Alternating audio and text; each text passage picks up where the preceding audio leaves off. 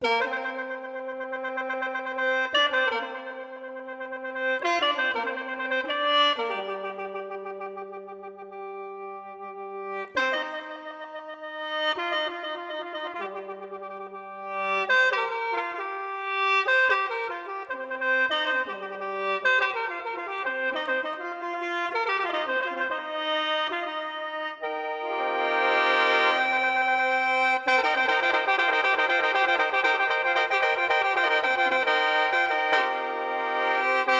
นาวหัวใจย้ำลมตอง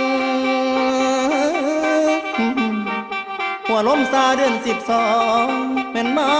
ฟ้องอีหยังนอ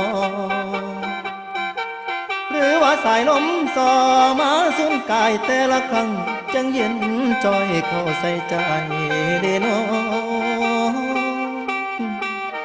ละหูเหตุผลว่าสายลมเป็นห่วงอ้ายอยากบอกข่าวสาวคนไกลว่ามีไผเข้ามาแห้งถือเป็นแส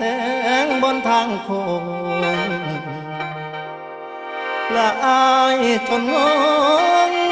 มือเจ้าโทรมาเว้าว่าจบกันน้อเฮาฟังคำเว้าเจ้าง่าย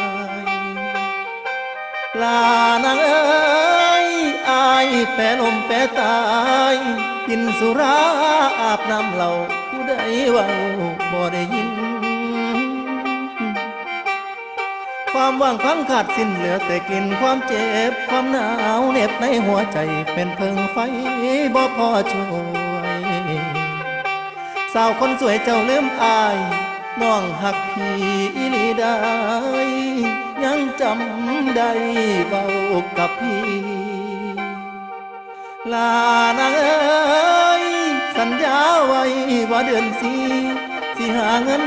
มาแต่งน้องของคำพร้อมซอยใส่คอละสิ่งบ่ฝันอายกับพ่อเวลาเปลี่ยนใจคนตามมีคนสามเข้ามาแทนเอิ้นว่าแฟนนอแทนอายเบิดความหมายแล้วบ่ชายคนนี้สิโทษว่าบุญบ่มีดอกเด้ออายบ่โทษเพิ่นลานางเอ้ยเจ้าผู้แก้มเปิ้นเวินโตอยู่ใกล้ใจห่างพร้อมอายยอมแพ้ให้แก่เขาเด้อบ่มีคำสิเว้านั่งกอดเขามันเหงาจีคือคนเบิดความคิดได้นั่งซึมอยู่คือบ้า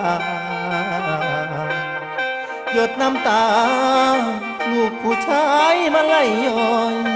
อายบ่ได้สมอยแต่มันกันไว้บ่อยู่ลานางเอ้ยคนที่หมายเป็นไผผู้อายคิดน้ำตั้งแต่เจ้าบ่มีเจ้าคิดต่อไผเด้น้อละคนที่แม่นแฟนบักอายพ่อผู้ไม่ใจเลยเควเสียได้เด้คนสุดหักบัดห่างไกลเจ้าลืมอายเพิ่งเข้าใจหู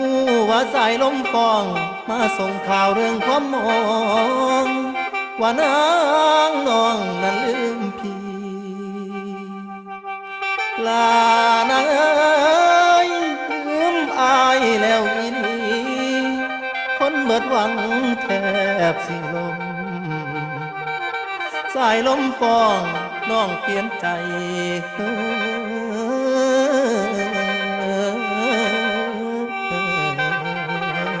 เด้น้อ